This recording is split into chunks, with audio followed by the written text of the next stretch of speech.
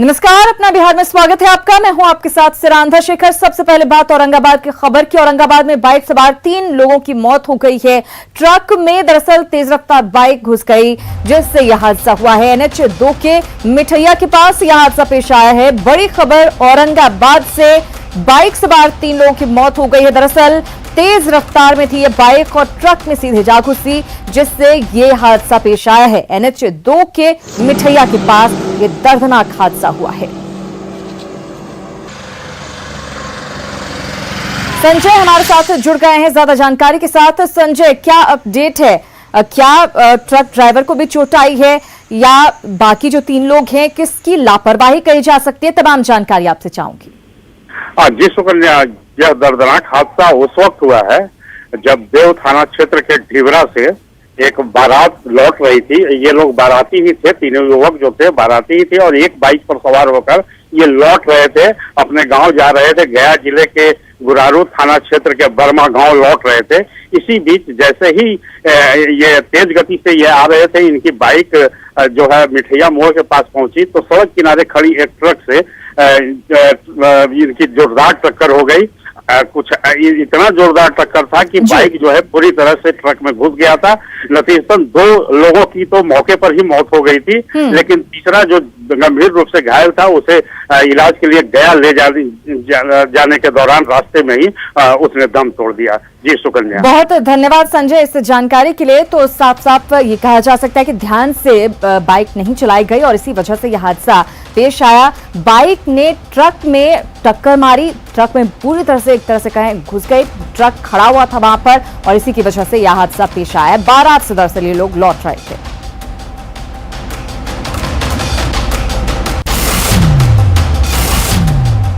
और भागलपुर से खबर हादसे की। भागलपुर सड़क हादसे में 2 लोगों की मौत हुई है। पति और पत्नी की यहां पर मौत हुई है। बाइक पर सवार थे पति और पत्नी। नवगछिया के नारायणपुर इंदिरा चौक के पास हादसा हुआ है।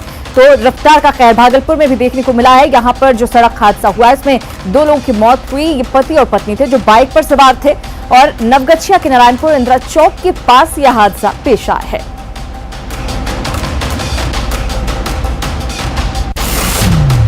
अगली खबर दरभंगा से है, जहां एक 15 साल की बच्ची की हत्या कर दी गई। इस घटना से गुस्साए लोगों ने आरोपी की गिरफ्तारी के लिए जमकर हंगामा किया और मौके पर पहुंचे पुलिस के साथ मारपीट की।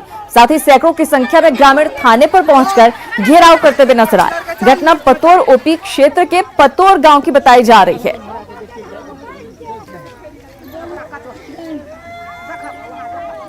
हमको बहुत ज्यादा ही लोग, जबकि हम सुबह से हम इसका तो दरभंगा की खबर है, जहां पर 15 साल के एक बच्चे की हत्या के विरोध में गुस्साए लोगों ने जमकर हंगामा किया और मौके पर जब पुलिस मामले को समझने पहुंची, लोगों को समझाने पहुंची, तो पुलिस के साथ मारपीट भी की गई है। सैकड़ों की संख्या में ग्रामीण थाने पर पहुंच गए और घेराव किया। विपिन हमारे साथ जुड़ गए ज्यादा जानकारी के साथ। विपिन, अभी क्या स्थिति है वहां पर? लोगों का गुस्सा ठंडा हुआ है क्या? जी सिरंदा, चूंकि ये हत्या के बाद लोगों में आक्रोश था। आक्रोश इस बात को लेकर ज्यादा था कि पुलिस आले सुबह घटना हुई और 2 घंटा के लेट सूचना देने के बाद लेट से पहुंची, जिसका गुस्सा लोगों ने एसआई पर के साथ जो है मारपीट करके भी उतारा। इसके बाद जैसे ही सूचना मुख्यालय तक पहुंचा, खुद एसएसपी वहां पहुंचे मौके पर और एसएसपी के पहुंचने के बाद लोगों को समझाया बुझाया और जो थाने का घेराव किए हुए थे उनको आश्वासन दिया कि जल्दी उन्हें गिरफ्तार किया जाएगा, जिसके बाद लोगों को आक्रोश कम हुआ और अभी लोग शांति बनाए हुए हैं। जी, स्थिति बहुत धन्यवाद विपिन इस जानकारी के लिए। तो अब मामला जो है वहां पर शांत हो गया है, तनाव की स्थिति नहीं है। पुलिस ने आश्वासन दिया लोगों को जल्द से जल्द मामले की जांच की जाएगी और अपराधियों को पकड़ा जाएगा। खबर सुपौल से, जहां जमीन विवाद में पति पत्नी को जिंदा जलाकर मारने का मामला सामने आया है। सदर थाना के चकला निर्मली में रामचंद्र मुखिया और उनकी पत्नी सुनैना देवी को उनके ही भाई ने जिंदा जला दिया। सदर थाना पुलिस मामले की जांच कर रही है। बताया जा रहा है कि रामचंद्र मुखिया का अपने भाई से जमीन को लेकर विवाद चल रहा था। लकवा का शिकार होने के बाद वो घर में ही रहते थे। पुलिस ने मृतक के बच्चों का बयान दर्ज कर लिया है। जल रहा हाला हुआ तो हम दौड़ते हुए आए। मेरे घर में रहती है बच्चा है, इनका जो बेटी है, हम लोग थोड़ा खाना वाना जो मदद होता है करते रहते हैं। वो हम दौड़ते हुए आए, देखे वो जल रहा था। कौन कौन जल रहा था? वही बड़ी मम्मी थी, मतलब रामचंद्र मुखिया, सुनैना देवी। कौन जलाया इसको? इसका देखिए हम लोग का देखे तो नहीं है, लेकिन इसका मतलब वो झगड़ा जो जिस प्रकार से कर रहा था, एक बार क्या हुआ प्रयास किया कि 5 लोग के साथ मिल के उठा लगवाया कागज पे, तो उसी को मद्देनजर रखते हुए इसी का हाथ हो सकता है। वहीं कैमूर पुलिस ने 3 अपराधियों को गिरफ्तार किया है। गिरफ्तार अपराधियों पर चैनपुर थाना के मूड़ी गांव में शादी समारोह में हथियार लहराने का आरोप है। इन अपराधियों के पास से हथियार भी बरामद हुए हैं। तो कैमूर में लोगों की गिरफ्तारी हुई है हथियार लहराने के आरोप में। इन अपराधियों के पास से हथियार भी बरामद कर लिए गए हैं।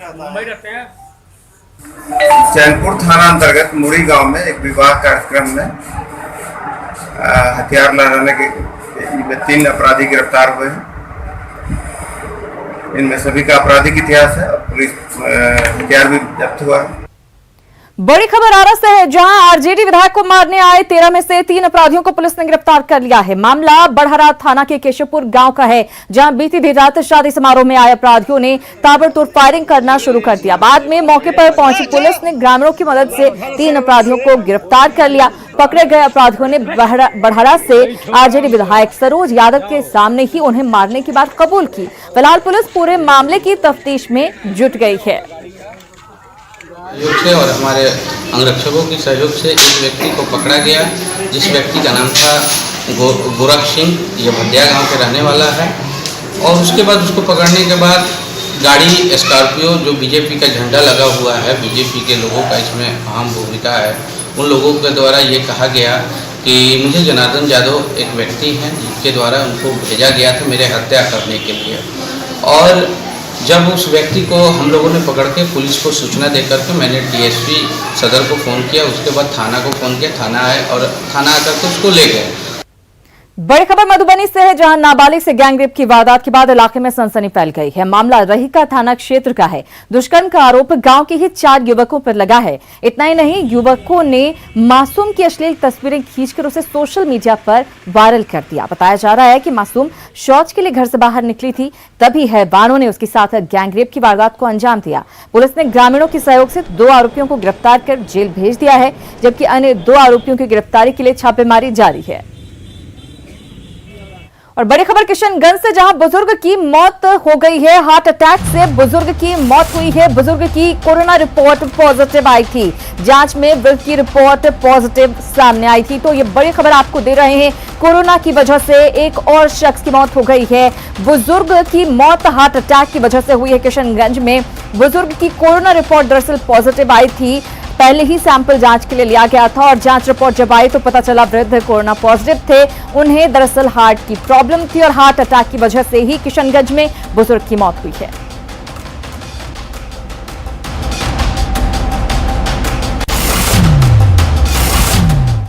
उधर दरभंगा में लगातार हो रही बारिश की वजह से नदियों का जलस्तर तेजी से बढ़ रहा है। यहां अधवारा समूह की धौसी नदी में जलस्तर बढ़ने से टेकटार गांव के पास नदी पर बना चचरी पुल बह गया। इस दौरान ग्रामीणों ने पुल को बचाने के लिए कई घंटों तक अपने स्तर से प्रयास भी किया, लेकिन नदी की धार के सामने लोगों का प्रयास बेकार साबित हुआ और देखते ही देखते चचरी पुल नदी की धार में बह गया। इस पुल के बह जाने से आसपास के करीब 20 से 25 गांव के लोगों की परेशानियां बढ़ गई हैं। ऐसे में नदी पार करने के लिए अब लोग नाव की मांग कर रहे हैं। दरभंगा और मधुबनी का बॉर्डर पर है सर, हम लोग का कोई व्यवस्था नहीं है। इस जगह हम लोग समाज मिलकर 10 गांव के आदमी मिलकर लचका बनाते हैं सर।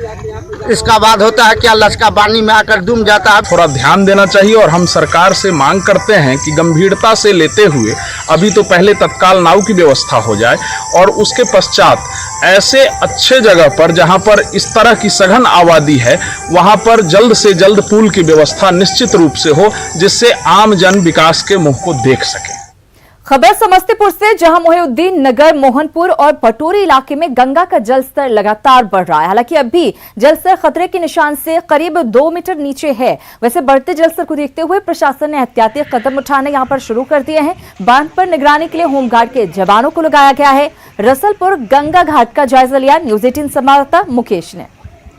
मैं मौजूद हूँ समस्तीपुर के मोहिउद्दीन नगर स्थित रसलपुर घाट पे, जहाँ पे गंगा के जलस्तर की बात करें तो लगातार जलस्तर बढ़ती जा रही है। और ये गंगा के बढ़ते जलस्तर जैसे जैसे ऊपर आ रहे हैं, लोगों को ये डरा रही है। गंगा खतरे के निशान से इस वक्त हालांकि 2 मीटर नीचे है, लेकिन जो रफ्तार है उससे लगता है कि ये बहुत जल्दी खतरे के निशान को पार कर जाएगी। यहाँ पर जो है बांध की सुरक्षा में होमगार्ड के जवान को लगाया गया है, जो अपनी ड्यूटी करते हैं यहाँ पर साफ तौर पर दिख रहे हैं। इनको जिम्मा दिया गया है कि बांध पर कहीं कोई गड़बड़ी हो तुरंत प्रशासन को इसकी जानकारी देंगे। हम जानना चाहिए किस तरह से आप लोग ड्यूटी करते हैं, कोई दिक्कत नहीं है? अभी कोई दिक्कत नहीं है, ड्यूटी करते हैं। कितने जवान की तैनाती? अभी 2-3 जवान सीट भर से कमी है, लगभग 10-12 जवान हैं पूरे चैन पर, बॉर्डर से लेकर पूरब तक। गंगा के उस पार के भाग को हम दिखाना चाहेंगे। आप जो गंगा के उस पार जो दियरा का इलाका है, उस पार समस्तीपुर के लगभग 5 से अधिक गांव है जो बुरी तरह से प्रभावित हो जाते हैं, जिनका सारा कुछ इस पार आकर के ही होता है। एकमात्र उनका संसाधन नाव है और उसी के सहारे आते हैं और अपने जीवन यापन के सामान को लाते हैं। 2 मीटर कम गंगा का जलस्तर खतरे के निशान से अभी है, जो लगातार बढ़ती जा रही है और यही जलस्तर जो बढ़ रहा है लोगों को डरा रही है और प्रशासन के द्वारा इसको लेकर के मुकम्मल तैयारी की दावे भी किए जा रहे हैं। Mukesh Kumar, news 18 network, Samastipur. वहीं कटिहार के कदवा में बाढ़ की दस्तक के साथ ही पुल निर्माण कार्य भी अधर में लटक गया है और लोगों को एक बार फिर से मानसून की बारिश के साथ बाढ़ का डर सताने लगा है। मौके का जायजा लिया हमारे संवाददाता सुब्रत गुहा ने। बाढ़ के दस्तक के बीच अब सरकारी तैयारी के दावा का पोल खुलने लगा है। आप देख सकते हैं कटिहार महानंदा का यह मुख्य पथ है जो कटिहार पूर्णिया मार्ग को जोड़ता है। शिवगंज का यह पुल हमेशा बाढ़ के कारण चर्चाओं में रहता है, लेकिन इस बीच इस पर काम भी शुरू हुआ था, लेकिन जो तैयारी है वो आप देख सकते हैं पूरी तरह नहीं हो पाने के कारण एक बार फिर लोग परेशानी उठाने के लिए मजबूर है। हमारे साथ यहाँ के कुछ ग्रामीण हैं, बात करते हैं क्या परेशानियां और कितने पंचायत के लोग इससे परेशान होंगे। कितना परेशान है, कितने लोग, कितने पंचायत के लोग? इसमें सर 30-35 पंचायत तो है। अच्छा। और एक बार का समस्या ना है, कम से कम 2-3 साल से यही समस्या है हम लोगों के लिए। क्या हुआ था? अब पुल जो है, अब सरकार बोलेगा, यहाँ का जो ठेकेदार है कि कितना समय तक हैंड ओवर इनको देना था, इसको सब पता था बारिश आने वाला है, बाढ़ पानी आने वाला है। अब किस तरीके से काम किया है नहीं किया है, लेकिन अब वही लोग बता पाएगा, लेकिन हम लोग को बहुत दिक्कत है। तो ये कटिहार पूर्णिया का ये मुख्य मार्ग है और एक बार फिर महानंदा के महाप्रलय में ये इलाका ठप हो जाने से एक बड़ी आबादी संकट में है। सुब्रत, न्यूज़ 18 कटिहार। और ये संकट यहाँ पर कोई इस साल का नहीं है, हमेशा यही हालात रहते हैं। इधर जन अधिकार पार्टी के राष्ट्रीय अध्यक्ष पप्पू यादव ने मधुबनी के जयनगर पहुंचकर कमला नदी के तटबंध का जायजा लिया। पप्पू यादव ने रात के अंधेरे में तटबंधों का जायजा लेने की खानापूर्ति की और फिर केंद्र और राज्य सरकार के खिलाफ सियासी बयानबाजी। कुमार जी, आप न्यूज और व्यूज देने आए थे, 15 साल आपको मिला, आपको शर्म नहीं होता? जिसने बिहार को 7 घोटाले दिए, सुशील मोदी की गिरफ्तारी का मांग मैं कल किया हूं। और बारिश की वजह से मुजफ्फरपुर में मुख्य सड़कों के अलावा पौष इलाकों में भी जल जमाव से लोग परेशान हैं। नाले का गंदा पानी लोगों के घरों में घुस रहा है। मिठनपुरा के बीसी लेन का जायजा लिया संवाददाता प्रवीण ठाकुर ने। में आज इतनी ही बारिश से आप देखिए, ये शहरी क्षेत्र का वीआईपी एरिया माना जाता है, जो मुजफ्फरपुर शहर का पूर्वी इलाका है। मिठनपुरा से सटे ये बीसी लेन कहलाता है और इस लेन की तमाम गलियों में इसी प्रकार जल जमाव है और लोग जल जमाव के बीच ही अपनी दिनचर्या कर रहे हैं और सड़क पर जगह जगह गड्ढे भी बने हुए हैं, तो इस वजह से भी लोगों को परेशानी हो रही है। और जल जमाव के लिए कोई ड्रेनेज सिस्टम आज तक नगर निगम या फिर नगर विकास विभाग द्वारा डेवलप नहीं किया गया और यदि कहा भी गया कि जल्द ही ड्रेनेज सिस्टम आएगा तो उसको सरजमी पर नहीं उतारा गया और इस वजह से लोग इस गंदे नाले के पानी मिले जो जल जमाव का इलाका है उससे होकर गुजर करते हैं और लोगों की जो दिनचर्या है इसी प्रकार बारिश के दिनों में होती है। किस प्रकार ये समस्या आप लोग यहाँ झेल रहे हैं?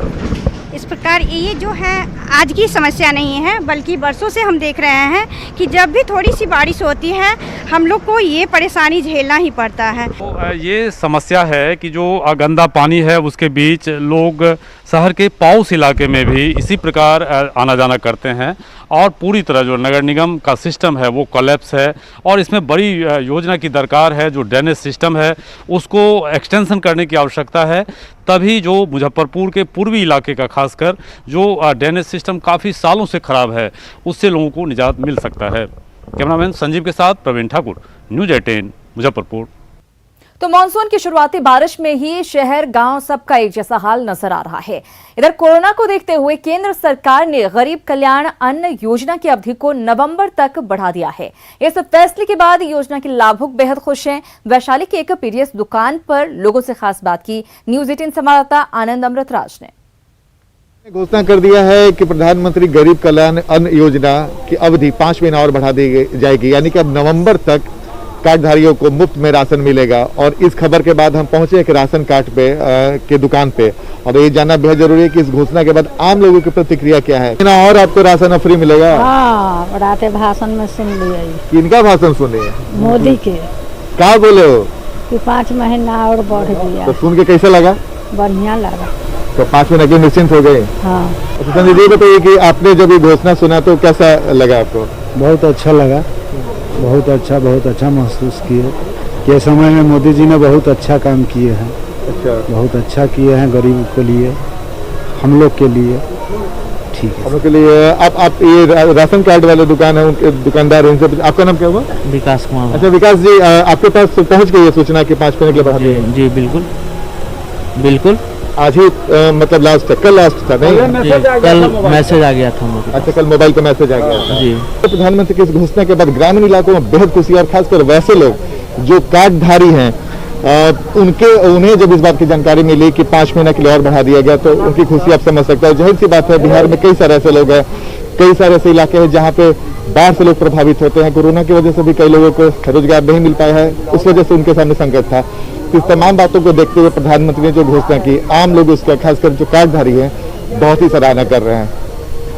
कैमरा में राहुल के साथ आनंद मित्राज, न्यूज़ 18 नेटवर्क, वैशाली। तो वैशाली के लोग खुश नजर आ रहे हैं इस घोषणा के बाद। अगले 5 महीने तक गरीबों के लिए मुफ्त राशन देने की प्रधानमंत्री की घोषणा का बिहार बीजेपी ने स्वागत किया है। बीजेपी अध्यक्ष संजय जायसवाल का कहना है कि राज्यों के मुख्यमंत्रियों ने इस योजना को 3 महीने तक बढ़ाने की मांग की थी, लेकिन प्रधानमंत्री ने 5 महीने तक इसे बढ़ा दिया। इससे बिहार के लोगों को बहुत फायदा होगा। मैं माननीय प्रधानमंत्री जी को बहुत बहुत आभार व्यक्त करता हूं कि कल के राष्ट्र के नाम संबोधन में अगले 5 महीनों के राशन की व्यवस्था सभी गरीबों के लिए करके उन्होंने एक बहुत बड़ा कदम उठाया है।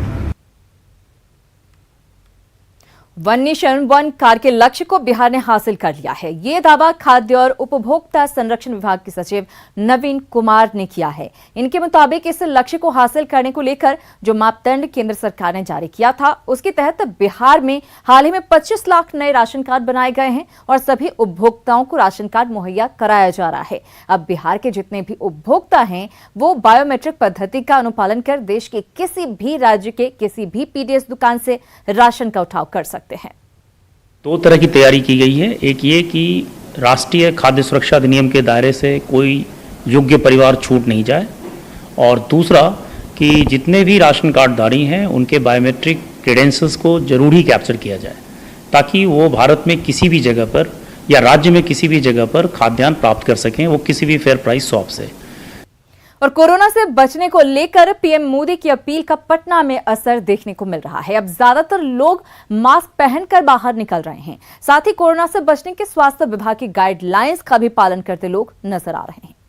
प्रधानमंत्री नरेंद्र मोदी की अपील का खासा असर जो है वो पटना में दिखने को मिल रहा है। चाहे हम बात करें सरकारी दफ्तर की या आम लोगों की, सभी जो है वो मास्क लगाए हुए हैं। सभी जो है मास्क लगा करके ही कार्यालय आ रहे हैं, और आप देख सकते हैं कि यहाँ पे थर्मल स्कैनिंग से जांच भी की जा रही है लोगों की। उसके अलावा सैनिटाइज़र जो है वो भी यहाँ पे दिया जा रहा है लोगों को, हैंड सैनिटाइज़र यहाँ पे दिया जा रहा है। और उसके बाद जो है लोग अपने दफ्तर में प्रवेश कर रहे हैं। तो ये जो है लगातार प्रधानमंत्री जो है नरेंद्र मोदी इस बात को लेकर के चिंतित थे कि लोग जो है वो अनलॉक में जो है मास्क लगाने से लेकर के दूसरे जो स्वास्थ्य विभाग के तरफ से जारी जो गाइडलाइन था उसका अनुपालन नहीं कर रहे थे, अनदेखी करने लगे थे।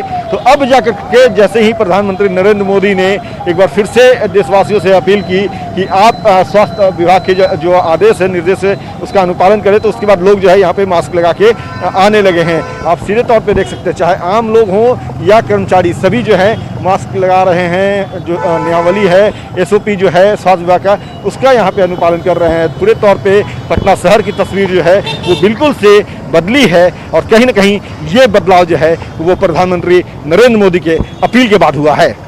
कैमरा पर्सन नीलमणि के साथ अमित कुमार, न्यूज़ 18 पटना। तो ये एक अच्छी बात रही और थोड़े बहुत नियम कायदों का पालन करके कोरोना से आसानी से बचा जा सकता है। चलिए बात कर लेते हैं सियासी खबरों की। चुनावी साल में बिहार में सियासी हलचल तेज हो गई है, साथ ही एक दूसरे पर बार पलटवार का दौर भी जारी है। आरएलएसपी के प्रधान महासचिव माधव आनंद ने मांझी के अल्टीमेटम पर नसीहत दी है। उन्होंने कहा कि गठबंधन में शिकवा शिकायत हो सकती है, लेकिन इसका मतलब ये कतई नहीं कि मीडिया के माध्यम से सहयोगी को अल्टीमेटम दिया जाए।